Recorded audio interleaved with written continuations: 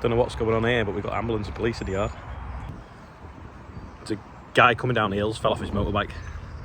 But he's walking around, so he's fine. Just going to take that circlip out, flick it over, and then try and sort the seal out or see what it looks like inside. It's not sponsored by WD-40. Still waiting for the call. Loads of free WD-40 like everyone else seems to get. Said we have to buy it. Trying out the new circlip pliers.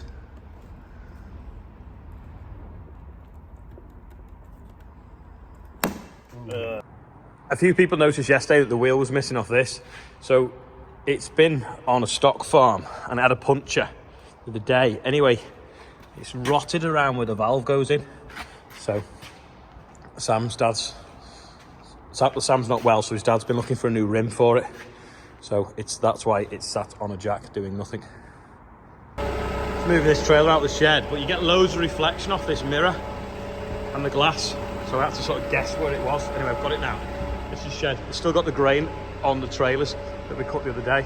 We've not finished off the clean down the dryer to put it through and polish it up, because I think the bushel weight will probably be a bit rubbish because it had obviously died and droughted off. So I think it'll need a good scrubbing in the dryer to lift the bushel weight up, which is basically the weight of the weight of a litre of it is. It needs to be 64 for barley. So basically a litre of it needs to weigh 60.64 of a kilo. So we need to give it a good scrubbing and a washing around so that it's nice and heavy weight. Just loading a bit of wheat now on T&J. It's actually Bill's wheat that we were storing for him over the winter. It's now June, so it's been here a while. So there's another 2 loads left maybe, and then that's it all gone. I think he sold it for June, so really they've only got today to pick it up. Otherwise they'll have to pay him extra.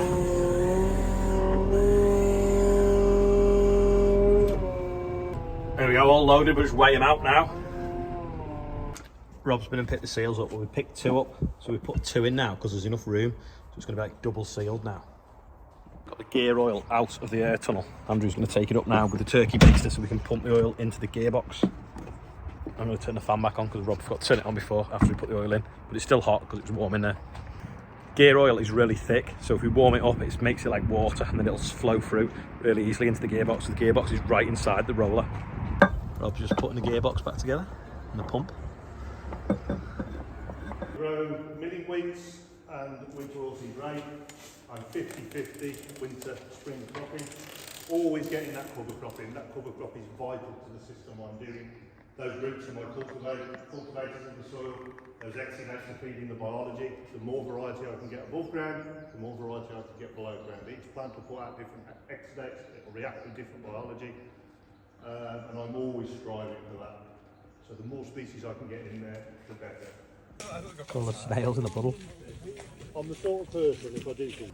So go on, Michelle, what was the average cost of herbicide for 21 harvest in the UK? No, we're doing both. So we've got average cost of herbicide for everyone. There you go, you have to pause it. Average cost of PGRs. Staples are sharp. There we go. And then the interesting one, the average yield. There we go. Average fungicide costs. It's taking shape now, looking a little bit like a church. Should we put a clock on it? As you saw, I've just been to a monitor farm meeting. While I've been there, 1 load out of the 4 load of fertilizer that I bought a month or 2 ago. I tell you when I bought it. I bought it when wheat was like nearly £350 a tonne, because I sold some wheat and I bought some fertilizer for November. So this is arriving now. I think I paid for this load in December and the other loads that are coming in January. Problem is, it's going to be my way at harvest. We've stuck it in this bay for the time being. I don't know where to stick it outside under a sheet, or try and put some more straw outside under hay caps and then put that in the straw shed. I don't know. Has anyone ever stored it outside under a sheet? Is it legal? I don't know. I think it is, because they store it at the docks like that. It's not ammonium nitrate, it's urea. So it isn't explosives or an oxidizing agent like ammonium nitrate is. But yeah, I'd love to see what you think on whether I should store it outside, because I could put a big silage sheet down, drop it on top and fold it over the top and then wedge it down again. What do you reckon? Inside, working away and the chipper is working fine, which is nice to see. The chipper's set up in a nice position, so they're just bringing this off this corner, taking it to him, so we can just keep it going and keep it going, get as much through as we can. Means we've had a few breakdowns. And on the 12th of July, we have got a contact chipper coming on demo as well, so make sure we've got a pile for that to try. Rob's just cleaning off the rest of this floor now. We've just had machinery parked on it since we took the beams off it months and months ago. So we're getting this ready for harvest as well. Can you hear that music, Rob? The music of the chipper running. Oh, music. This store is pretty much empty. There's 52 tonne of oilseed rape in the back corner, a little bit of spring barley on that trailer, and most of Bill's wheat has now gone out as well. As soon as it's empty, we can get this one totally cleaned out, ready for next year's crop. The oilseed rape is looking like it could be sprayed off within the next week. You could probably do it today, but if it's still growing and we've just had some rain, we'll leave it. So hopefully it might sort of build a little bit more yield. If anyone wondered how we'd converted the dryer to kerosene, from kerosene to hot water, pipes come down here, big radiator there, it's sort of like, I don't know, more than a metre high, 5 foot high, 10 foot long. Then we built, well, John built us a plywood shed on the front, so it just sucks all its air through that heat exchanger from the top of that shed there where it's clean air. Then it doesn't, and the burner's just unplugged, otherwise underneath it's the same dryer. When I was at the steam rally the other day, there was a model Valtra in orange. And I went to get it for Andrew, and when I got there it's sold. But got him one off Amazon. He doesn't know. We're going to give it him because he had a crap day the other day, because obviously someone took the linchpins out of his tractor and stole his airline. So that's why I went to get it. Anyway, got it now a few days later. Let's see his little face. An airline. Is it an airline? Or a bank card. Better than an airline. Base? Look at that. Good base, that. And it's got an airline as well. Not going to load that. Does look good, that, doesn't it? I think you should put the orange stripe round his wheels. What do you think? Yeah, I definitely think you should paint round there orange. Anyway, see John Bounds in the window. John Bounds, local family dealer, been around for 150 years. They used to sell Valtra and JCB. Anyway, JCB, they've sold for the last 6 years, aren't renewing their license to sell them. So nothing wrong, they've met all the targets. And they're giving it to another dealer that isn't currently in this area. I just think it's a bit bad, really, and I feel sorry for them because they've obviously got a lot of money invested in JCB, like 30 odd machines, but for some reason JCB, big bosses, corporate, whatever, have decided that they want to give the dealership to somebody else. So just a bit crap, innit? They've geared the whole business. They've got lads on specialised in JCB products, and they're just like, oh yeah, after December, that's it, someone else is now selling the area. It doesn't seem fair, does it? But I suppose that's big business, isn't it? Got the trusty jet wash that runs on a tank. Just been messing around, seeing what litres are coming out the nozzle a minute into a jug, because we're going to spray the dryer down now and all that fabric of the outside of the shed with an insecticide in case there's any little like mites and bugs living in it. I'm just going to do that now. Everyone's got home out the way, so I just need to go and put my PPE on. But I'm going to have to put my phone down because I'll have gloves on and all sorts of stuff, so can't really film when you've got gloves on. Looks like it's a 2 Merlot job. Cherry pick is still broken, so we're using a basket.